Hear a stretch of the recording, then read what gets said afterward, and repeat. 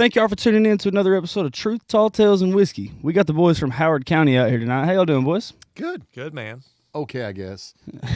I've been better. Been better. I mean, it's cold. Thanks for asking.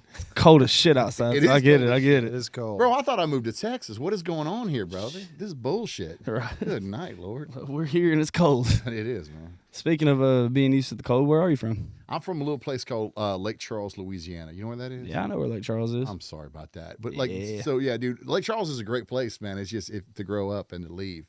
And but I love it, though. I like going back and everything like that. It's a great place. But, yeah, it's hard to tell people. Like, some people, like, know where it is, and the other people have no clue where it is. Yeah, I got a few friends down that way. They like to party. Yeah, oh, it's a now party that is town. true. That is 100% true. But like, I lived right on the Texas border, so I was like 20 minutes from Texas, a little place called Sulphur, Okay. just outside of Lake Charles. And man, we it was like 20 minutes from us. Like we could just go right over to Texas. So we go to Beaumont to party it up a little bit. There you go. Orange, Texas is where we go all the time. So Hell yeah. yeah, man, it's a beautiful little place. I love that. So a little bit about you. How'd you get your start in music? I heard you wrote your first song at 11 years old.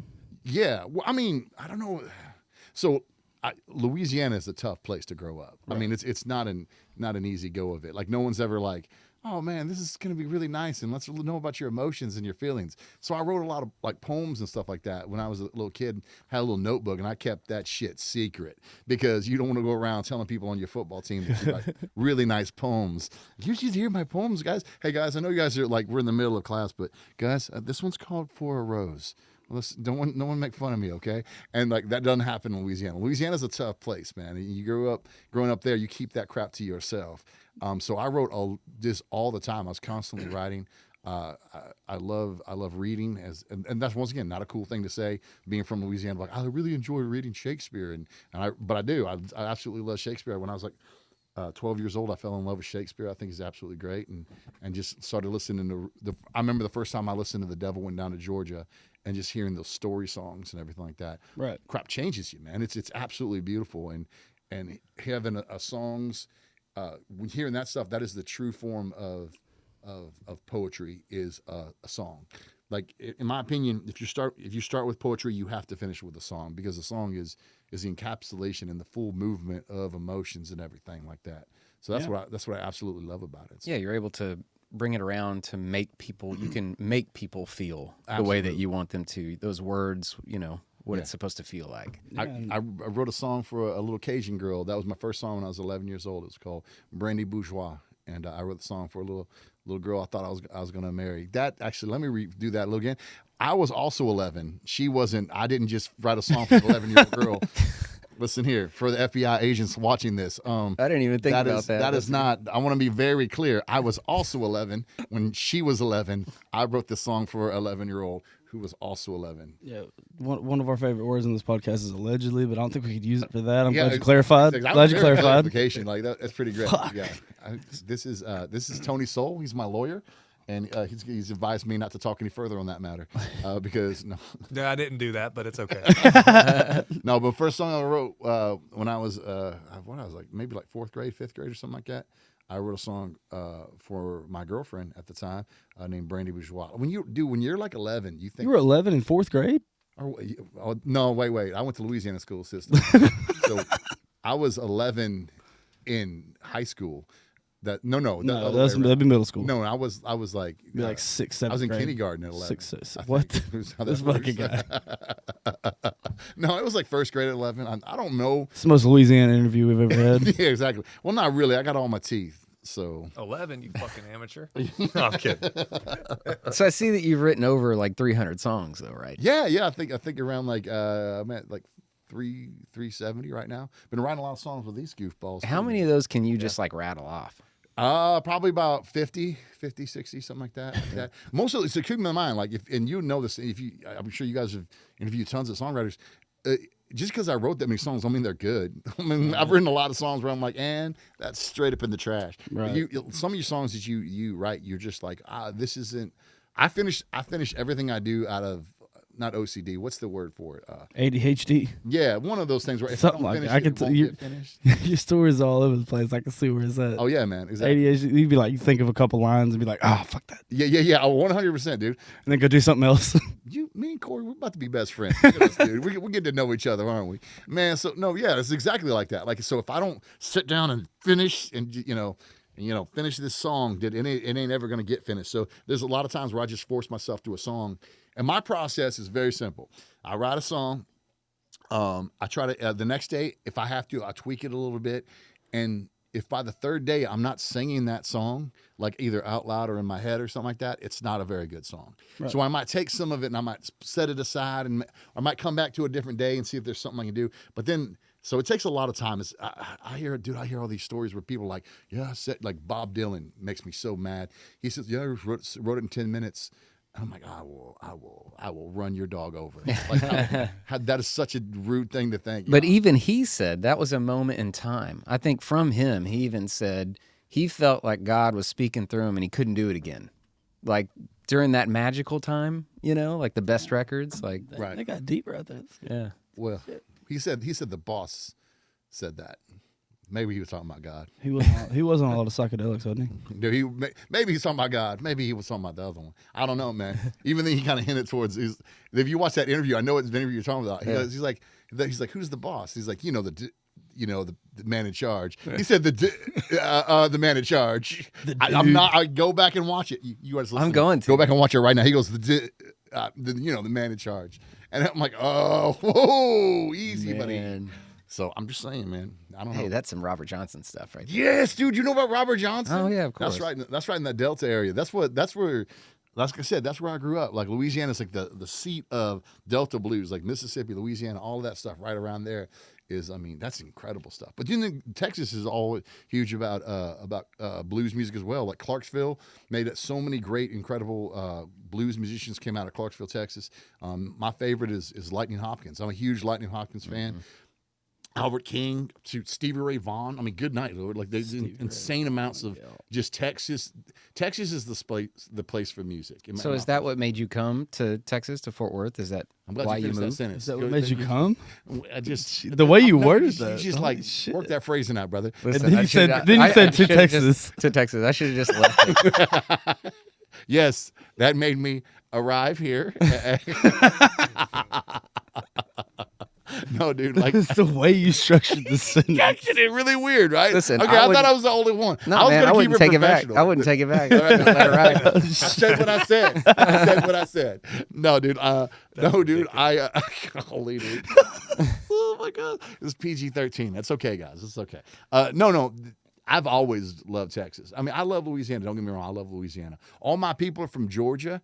I was born and raised in Louisiana, and then I moved around a ton. And I always knew I'd end up in Texas. I married a Texas girl. My wife's from Temple, Texas, and I knew I'd end up here in Texas because it's where music is from. Is Texas. There's Leah Blevin is another great artist. Hardly anybody knows about her, but she has this great quote. I say it all the time.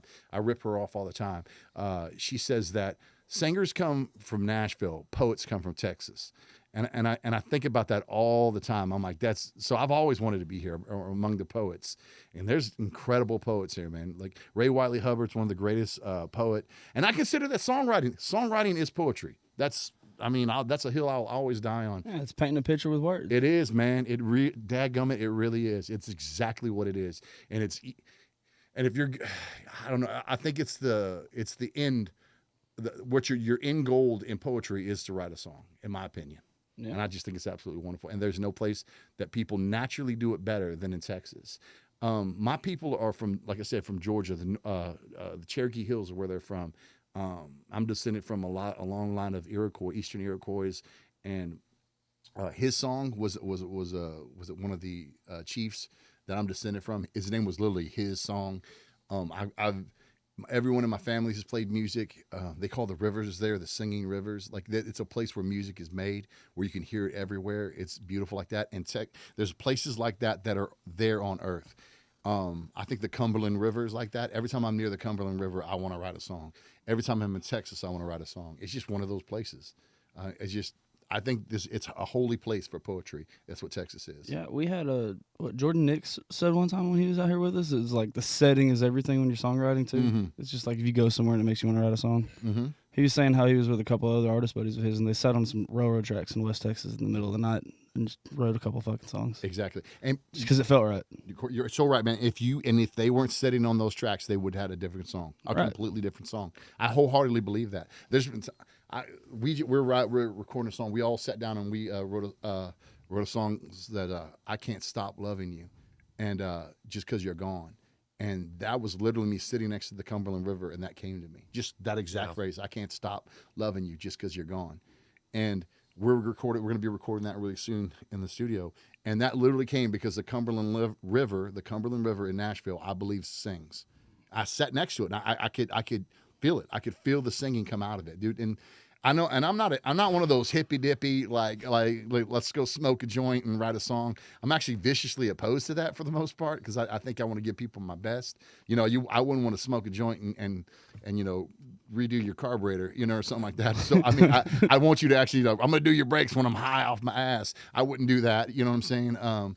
But at the same time, I think it does. I believe songwriting deserves your absolute full attention. But at the same time, I do believe wholeheartedly that there are vibrations and waves, and I think that's naturally how. I mean, hell, the world was made with vibrations, vocal vibrations. I wholeheartedly believe that. The Bible even says it. Like he spoke and it came into existence. That's vibrations. I'm sorry. That's all vibrations are. It's the vibration of God's voice. So I wholeheartedly believe that everything is vibrations and everything is that sort of crazy thing. So I don't know. But back me up here, man. Tony, we talked about Ram. Yeah. Well, speak. Hey, since you're calling him in, go ahead, Mark. Y'all Go been ahead, Mark. quiet. Y'all been quiet over there, and I'm interested Yeah. to know the songwriting process as a band. Y'all write together, right? Introduce the band members over here. Yeah. I don't know their names. It's so awkward.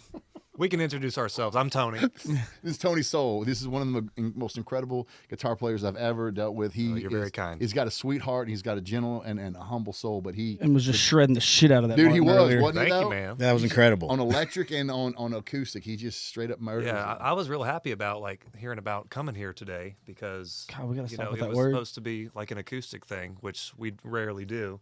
So it's like the fact that I could just bring the acoustic here and like something that maybe I'm more comfortable with, where we could just Yeah. keep it unplugged and rock with it, man. Yeah, man. It was pretty cool. Though this is Tony Soul. He's a lead guitar player. This right here is the leader of the band. Who's the band leader? This is Mr. Brian Mills, the best bass player I've ever dealt with. I normally don't get along with bass players in any way, shape, or form. They're normally a waste Brandon. of space, but this guy is an exception. I absolutely love him. This Brandon, is you Brian better Mills. fire He's back. Incredible. You better fire back, Brandon. I got nothing to say. A lot of them are. Let's be honest. Bass players. It's fiddle players and bass players. He's like, God, I'm gonna strangle you. So I'm gonna he's strangle you. the band leader. He is the band leader. Is that why he looks so fucking stressed out? he just took that and fucking ran with it. Just making sure Brandon says the right things. Don't get us canceled. Do not get us canceled. Oh, that's absolutely true. And when we practice, I'm like Fletcher in Whiplash. It's like not my tempo. Not my tempo. We say that a lot. We say- Little trouble there. little trouble there. Well, God bless you, sir. And You then know, he throws shit at you're him. needed. An incredible movie, by the way. Yeah, very. How long have y'all been together playing? We all been together for what, about over a year now, I guess. About a year Y'all now. too, right? Yeah. Well, I'm second to newest, and you're the newest. Yeah. Right. And it's been maybe And the best. maybe 3 months, Yes. 3-4 months with me. The best. I saw you getting mad at him when he was hitting a badass solo earlier. You know, I don't. You're like, that's the "Fuck thing this is guy." I absolutely love him, dude. It's absolutely wonderful. It's one of those things. I'm like, I don't know. Like I have a very beautiful wife, like, and I give her so much grief, and then at the end of it, I'm like, "But baby, please don't leave me." Like I always give you a lot of grief, but you know, I absolutely love you, right? So I give these guys tons of grief. I'm like, yeah, "Hey, man, I was just trying to act cool in front of the interviewers. I actually really love you guys." So no, they're insane. They're the best incarnation of a band a man could ever hope for. It really is, dude. I absolutely love it. Are we about to drink again, guys? What are we doing? just pouring myself another drink, seeing if I need a shot. It's a little beverage. He was like trying to quietly do it, and it just it did not work. It did not. Y'all called me out on Dude, it. that Well, Pendleton speaking of man which- is quality, bro. Anybody need? Y'all want? Yeah, my Go shot on. glass is right there. Continue the conversation while I pour. Cocktails and whiskey, guys, brought to you by Pendleton Whiskey. Whoa! No, we have no sponsorships. We want to be represented by Pendleton, guys. Pendleton, get on Send this the crowd. goods. They need. Yeah, they need Corey's really holding out for that big sponsorship. So Pendleton. Pendleton's a good crowd. I like Pendleton. Yeah, Pendleton's. So how did you guys get started playing when y'all were young? I mean, I heard you're writing songs at 11. So when did you start like picking up guitar and playing? Like when did you pick up guitar? I picked When it you were up- like 3? Nah, man, Yeah, no shit. like this big maybe. So 7, 8 years old. My dad plays a little bit of guitar. Okay. So he taught me just kind of the basics, and then I got lessons for 1 year, and which was a great foundation. But after that year, did you teach the guy that was supposed to be teaching you? Well, not so much. But after that year of playing, like with all that foundation, the teacher put sheet music in front of me, and then the moment that happened, I said, "Mom, Dad, I don't want to do this anymore." So then from that point on, I just listened to a bunch of rock and roll, funk, blues, soul, and picked up what I could, man. It shows. Yeah, Yeah. but I love it. I love it, and we're making some things happen now. Yes, sir. Yes, sir. He's a big Grateful Dead head. About me? Yeah. Okay, Quiet over there. Yeah, we want to learn about you. Brian Mills, let's go. I'm kind of a weird case when it comes to all this because I grew up listening to rock and metal. That was my main thing, rock and metal. All through high school, it was all Iron Maiden. Like the first real heavy album that I ever got. You're gonna laugh about this, but it was the Whitesnake's self-titled album. And just listening to what, David Coverdale, who is only, I really think Robert Plant's real competition like ever. He got all these guys from like Dio and Thin Lizzy and just brought all these people together. John Sykes was an actual psychopath on guitar, and I was just like so fascinated by it. And then I was listening to like Def Leppard, everything before Hysteria, because it was all just rebellious British rock and roll. It was like super cool. And I listened to most of that throughout my life. And then I got into progressive metal and all this different stuff. A lot of bands a lot of people probably haven't heard of. And then when I met my wife, I was actually working in the last 10 years here in the DFW area as a cover band musician. So I did corporate bands, wedding bands, top 40 cover bands, making a living. Yeah. Making a living, making my nut every week, just busting out 4 nights a week, playing as much, 3-4 hour sets a night type of thing. And it was a mercenary style life, and it was really great. Like I really loved it. And, I came out with my own album, which is coming out in a couple of months.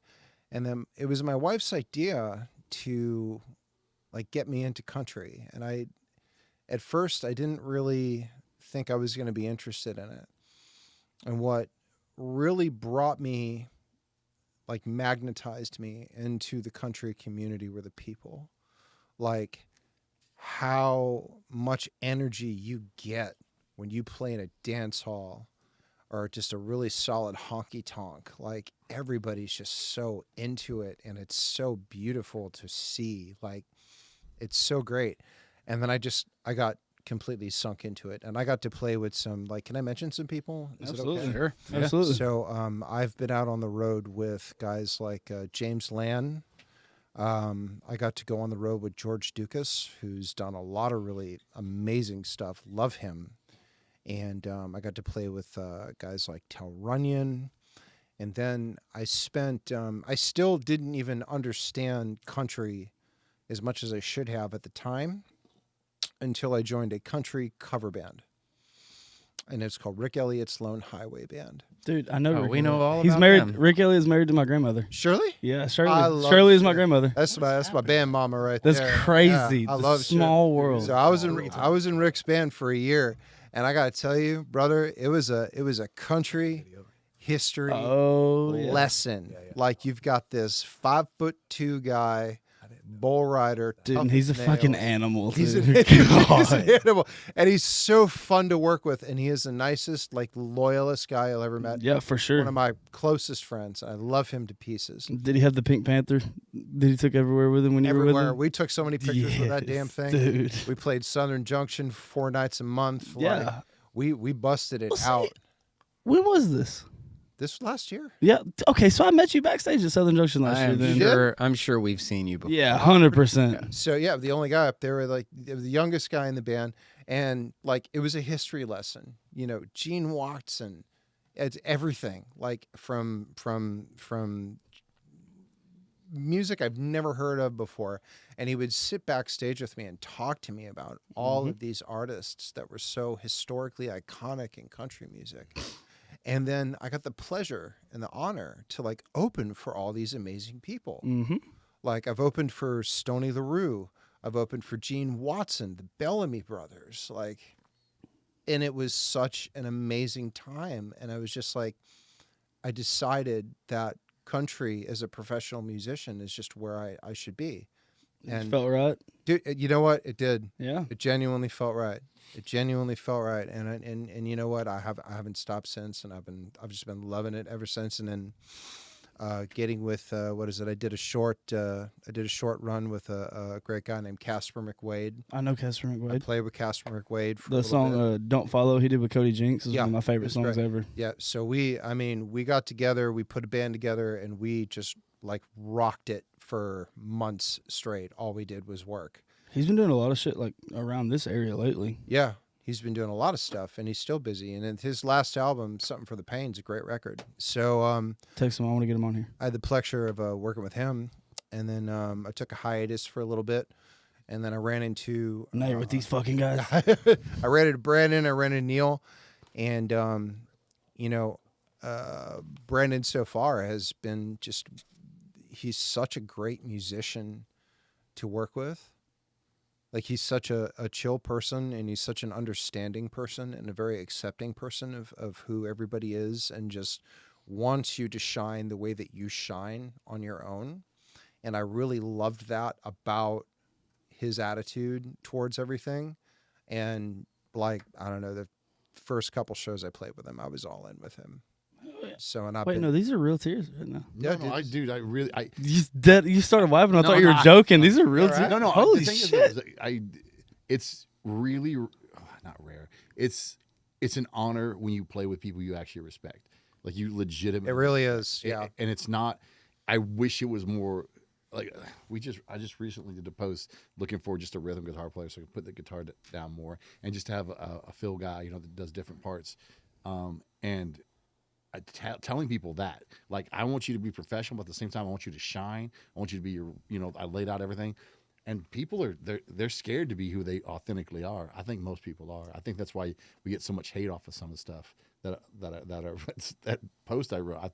You would think I was like punching people's babies or something like that. They just letting them know that, look, I want you to be yourself, but at the same time, you got to come up and be ready to shine. We have a saying in this band: I shouldn't have to drag you to your dream. This is my dream. This is all I want. This is all I'm good at, to be honest with you. And Yeah. I shouldn't have to drag you. Don't shake your head yet. It's my manager. He's like, No, "Yeah, that's and this- literally the only thing he's good at." Off camera over here. Off camera, Neil. This is Shout out to Neil. This is a tough job. Like this is Very a very tough this job. is a very, very tough job. Like if you were to sit and do the analytics and say, okay, let's crunch the numbers and see what the ratios of success are based on the effort that you put out. Yep. If you look at that, like you would have to see that the only way to do this is that you have to be genuinely passionate about what you do. You have to be genuinely passionate about this job. You have to love it. There's no other way to do it. If you don't love it, you're not going to make it. Yeah, and And- all people see is the whole performing on stage thing. They're, oh, you got it made, you got it made, and we've heard that so many times with artists that have come in here. It's a grind. Oh, it is. It is a grind. No, It's very much. crazy grind. We say it all the time. No one pays us to play music. They pay us to leave our family, to set up lift these heavy amps everywhere, practice twice a week, more if we have to, social media stuff. Like that's all the stuff we have to do so we get to be on stage. But man, playing on the stage is the greatest honor ever. And what's crazy is 99% of people, the idea of being on a stage to them is they would crap their pants. They'd be like, I have no desire to be up and talk in front of these people, much less sing in front of these people, much less like jump around like a lunatic. And when the first time you get up there, you're just like, this is all I ever want to do. This is all I care about. This is great. It's God, family, and this. That's it. That's all I care about, man. And it's all encompassing. And I forget who said it, but there's a dude that said, if you could see yourself doing anything but this, you should probably go do it. Yeah. And that's the best advice I've ever seen.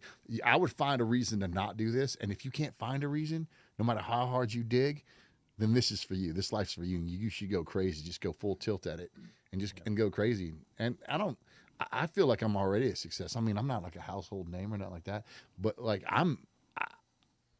I get to go on stage. I get to talk with you guys. I get to hang out. Like this is like I'm playing guitar right now, and on on a Well, podcast. it doesn't matter what Everything. it doesn't matter what scale it's on. It's just you're still doing what you love, Yeah. and you're able to do that. Right. And Yeah. Tony, you know what the saddest comment I ever get? I have a lot of older friends. I have a friend right now. He makes over $280,000 a year. He came to me and he's like, Brandon, I traded all just to be happy and be doing what you're doing. But it's a real thing because all that stuff is fleeting, and It is. it really is. Nobody's going to be thinking on their deathbed how much money they made. They're going to be thinking the things that they didn't do that they wanted to do. and they're going to be regretting everything they didn't do. And not bringing the Grateful Dead back up, but there's a song what? lyric I that tried goes, it, too. To be on which you really cannot fake. What's that again? To be on which you really cannot fake. So it's exactly describing what you're saying. It's like you can work a job that'll make twice as much maybe for a certain period of time, but at the end of the day, your heart's gonna take you to a certain direction, and that direction for us is music, right? Yeah, it's music. And you know what? I tried the other side of it. I've tried corporate America. I have an MBA from UNT. I've tried all that, and guess what? This is what makes me happy. Yep. Oh yeah. This is what I choose to do. And I wouldn't want to do anything else. Yeah, and make it work regardless. Yes, sir. And And by any means necessary. Coming from a non-musician, I mean, I play guitar and I sing on back porches and shit a little bit every now and then. But I mean, what I do is I book and promote so I can help my friends out because I was blessed with that platform to be able to do that. Yes, sir. Yeah. But one of my favorite fucking things to ever do is like go to one of my friends' shows. I mean, I watch them play all the time, and just watching them in their moment right there, like when they're feeling themselves, and like when I can see it in their face. Like our buddy Zach, he'll drop to his knees mid song and just belt that thing out. Yeah. And I can see it in his face right there, like that's where he feels that's happy. The heart don't lie, man. Yeah, and everybody that I've talked to about it is like, there's no other feeling like it. It's true. Now, especially in country music, man, there's nothing better than going into a hockey talk and just completely blowing the doors out of that place. Right. That's just the best feeling in the world. My favorite feeling is in the South they call it cutting heads. You guys know what that is?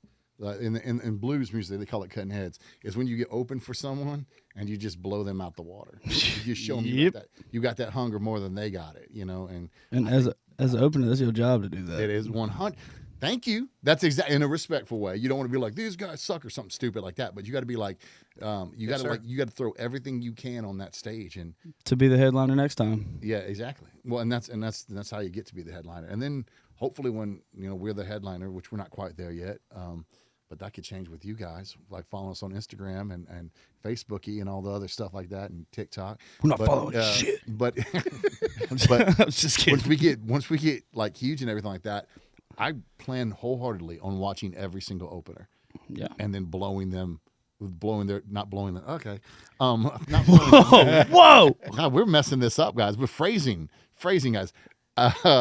So there's a better way to put that. Yeah, I'm watching them and thinking I'm not going to let these guys, because I used to play with this band called the Federalist. They're no longer a band anymore, but we would go back and forth. Like they'd open for us, we'd open for them, and every time I watched them, I'm like, I could see it in their eyes. They're like, we're gonna take them down tonight, and I'm like, no, you're not. No, you're absolutely not. There's nothing. I'll be jumping on amps.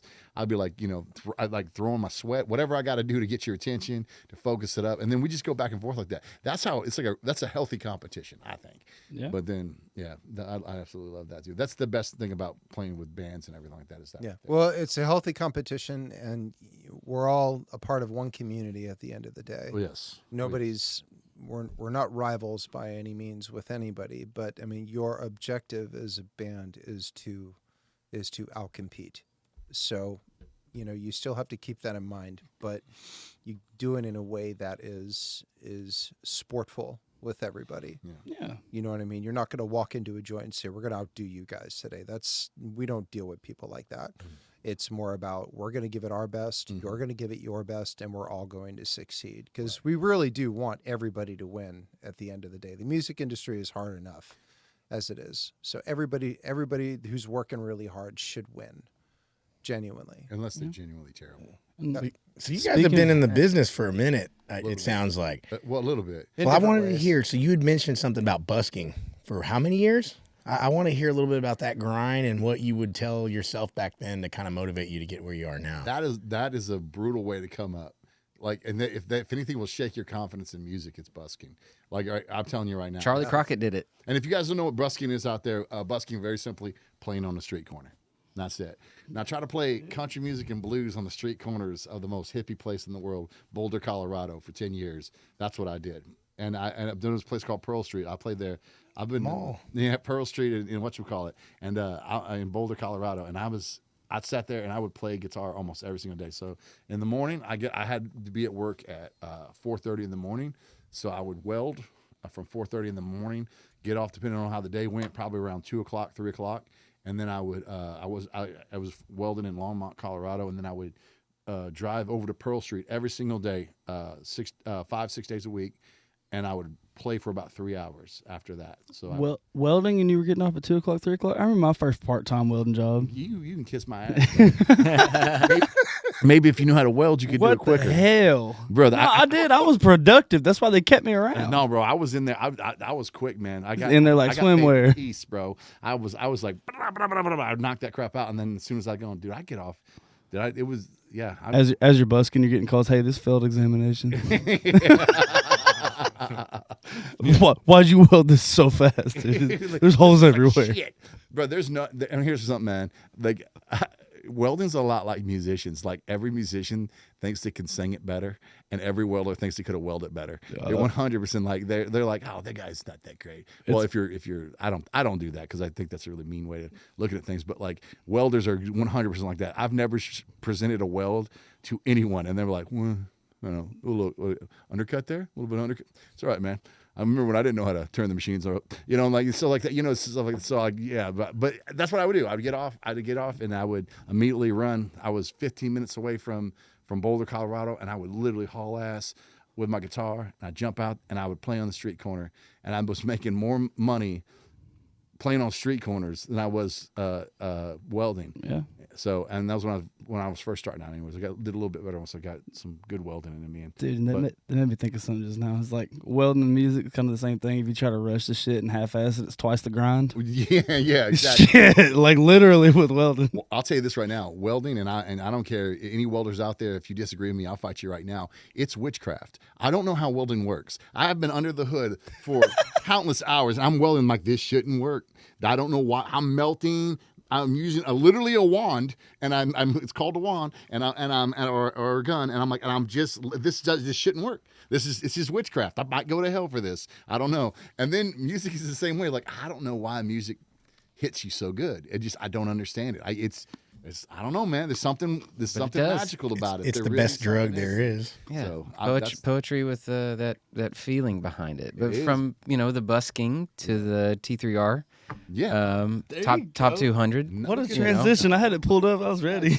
Segue. Made like it to a number motherfucker. 13, Yeah, right? exactly. One of those made it to number 13, right? What's that? Oh yeah. Was it 12 or Tiny Town? Tiny Town? It was Tiny Town. Tiny Town. Absolutely got that up there and stuff. And we were really pleased how that worked out, and like especially for the first year. It was a doing the beautiful first transition, by year the way. on the radio, so it was great. And we got a lot of cool stuff coming up. We got this song coming out called Cowboy Cry. That's coming out on the 31st, and we expect really big things from that song. So don't want to be like Shania Twain and just have like a bunch of #1 hits more than anyone else in the world.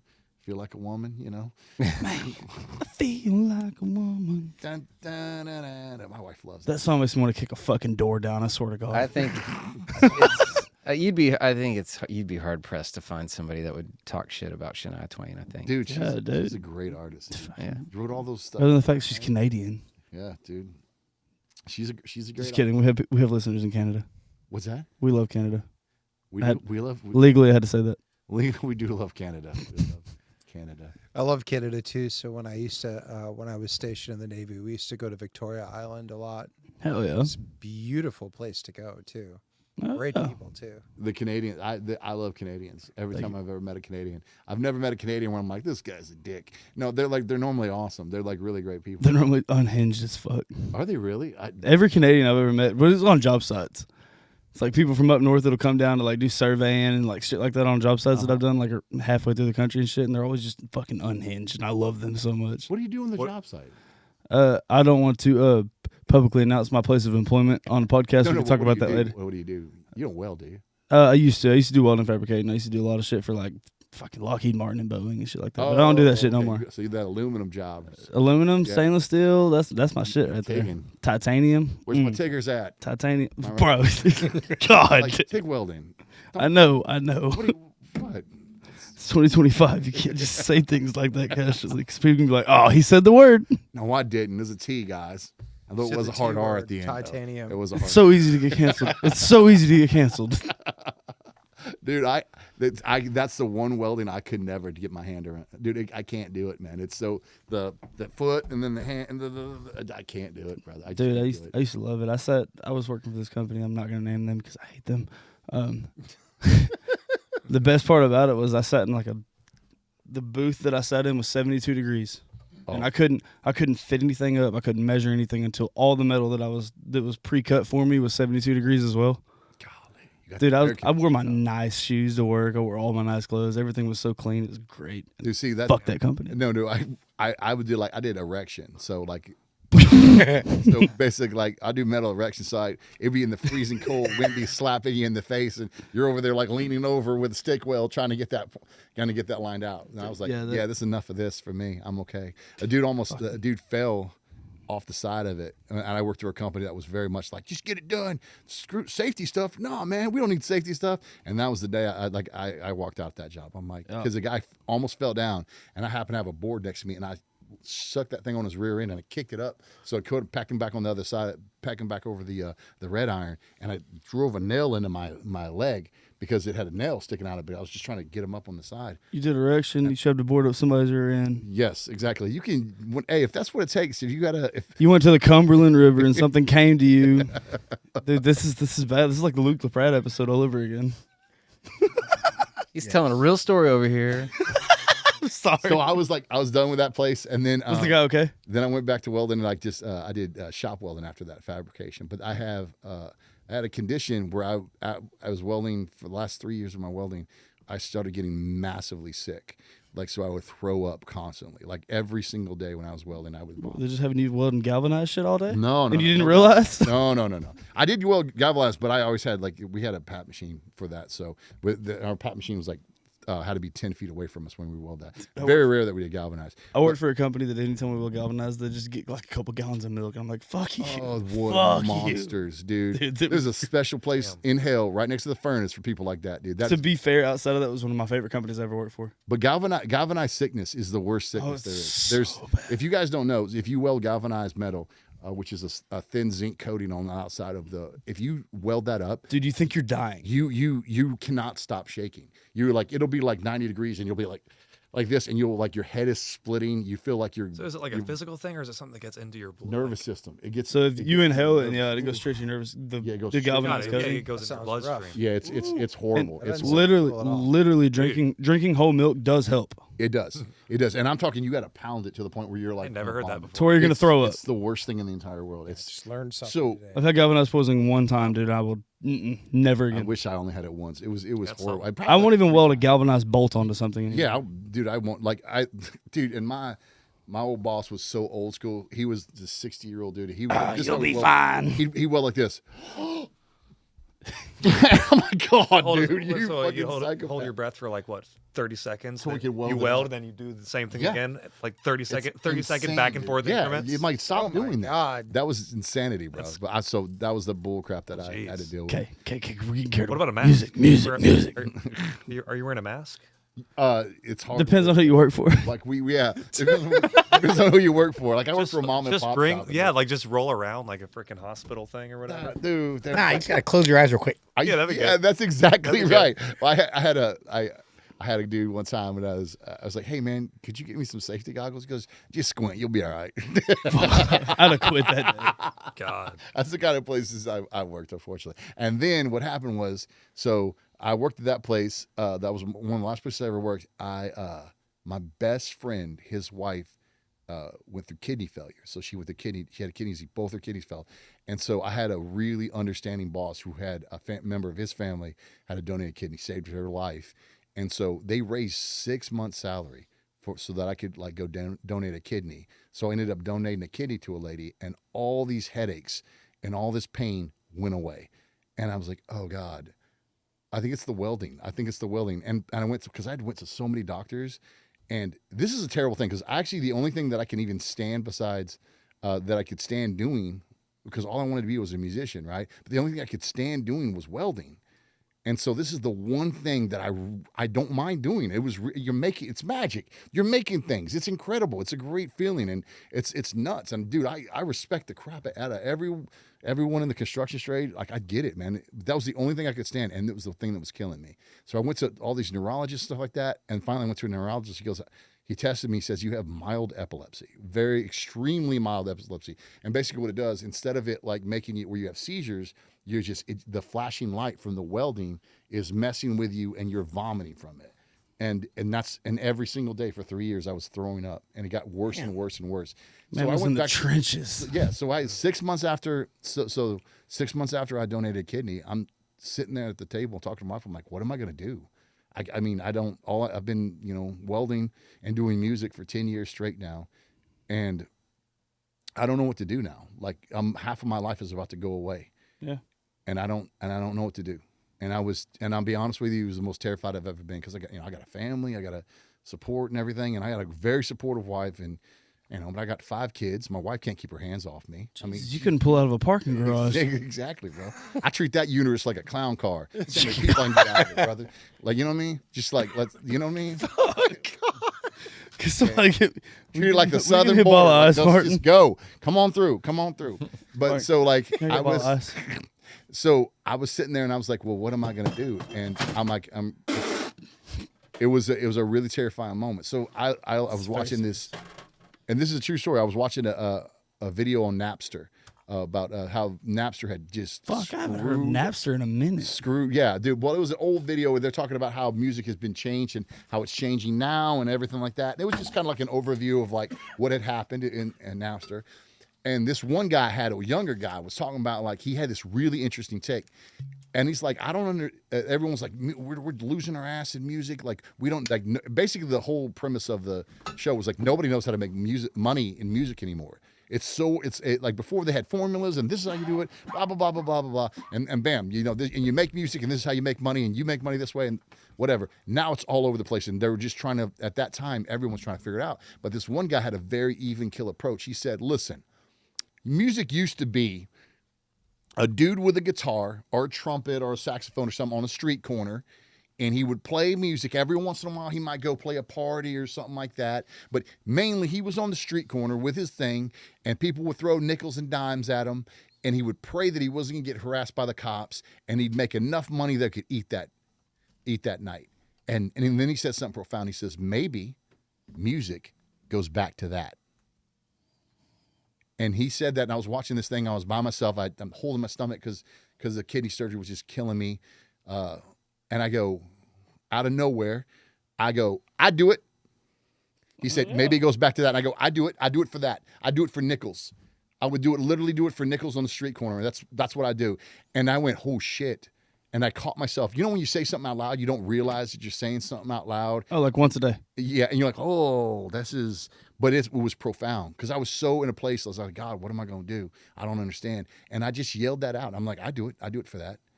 And I caught myself and I go, oh, I might be a musician. This might be everything that. And then I went to my wife and I was like, hey, hat in hand, and being like, I think I should be a musician. I think this is what I'm supposed to do. And she's like, yeah. I'm like, what? That was not the response I thought. They were like, she's like, yeah. I've been telling you this. It goes back to the love of it, man. Yeah. Yeah. You can't deny that part of you, Yeah. As this dude's got fucking tree trunks for arms, you should be slinging a sledgehammer right now.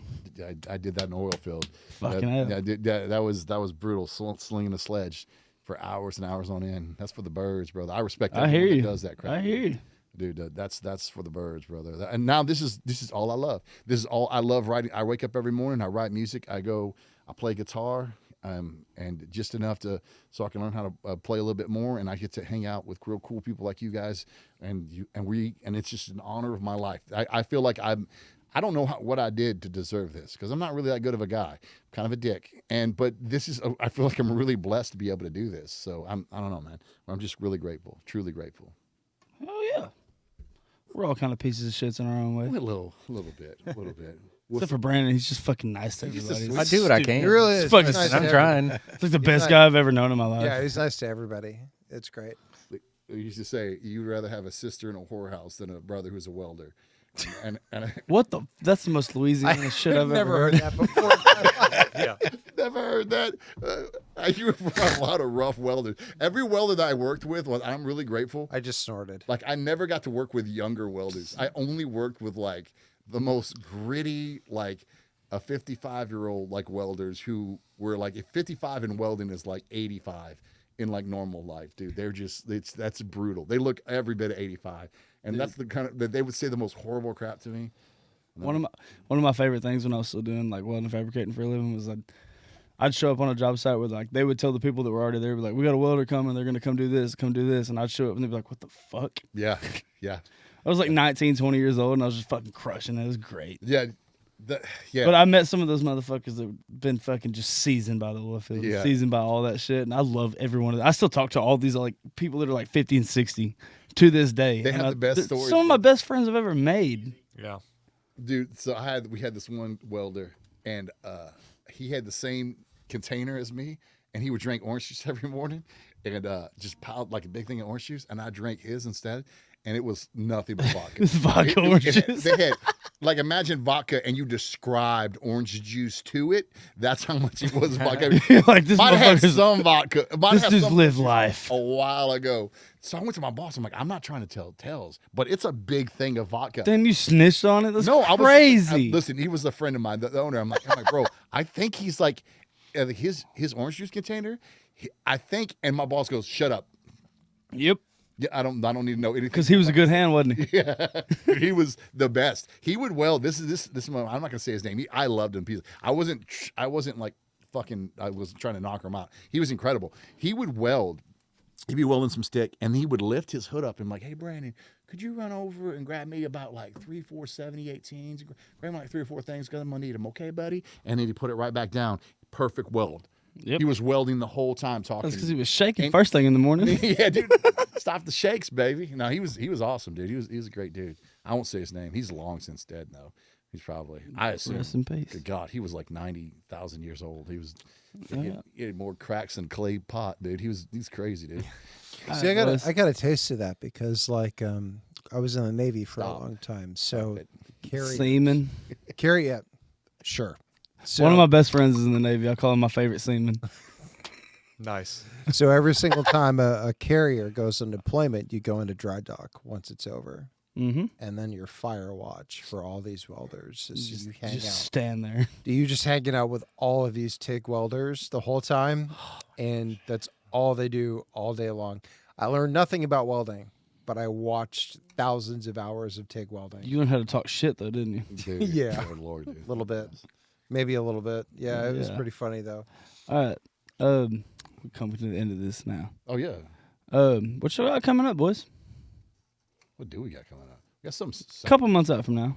Y'all got a Rhinestone Saloon show in July, yes? Oh We yeah. got a Rhinestone Saloon show in July. We got a Shit, that's one of our home bases, ain't it? we got a private party coming on the 25th. We're going to play in a Well, masquerade. we can't help promote that. It's a private party. That's unfortunate, but yeah, Yeah. that's what we Oh, got. there's open tickets. Open tickets for the private party? Oh, yeah. Hell yeah. Masquerade ball. Got to wear those masks and everything like Go that. follow us on Bands in Town, and you'll have a link right to it. We What have was a- it? Bands in Town? Bands in Town, yeah. Yeah, we have a grip of stuff coming up. We're really super excited about it. We're releasing on the 31st. We're releasing Cowboy Cry to Texas Radio, and so we're really excited about it. Go pre-order for that stuff. We would really be grateful if you did that. Yeah. And seriously, man, this is the honor of our life, and everybody out there, we're so grateful that you guys are watching and listening to us, and we're so grateful to be on your show. We'll cry right now. You might, you might. Honor of your life. Y'all been playing all around the country. No, we are going to Beautiful. be, but this is real. This is real stuff, man. I've been on podcasts where it is like pulling teeth, talking to someone, and this is not. This like that. this This felt is good, fun. didn't it? No, this feels good, man. We like this. Yeah, this was chill. Yeah, dude. So it's been great. It's chill. All right, boys. Can't wait to see what y'all got coming, all right? Hell yeah. Bet. Thank you, guys. Very nice to meet y'all tonight. Thank you. And thank y'all for tuning in to another episode of Truth, Tall Tales, and Whiskey. Thank you for having us. Absolutely.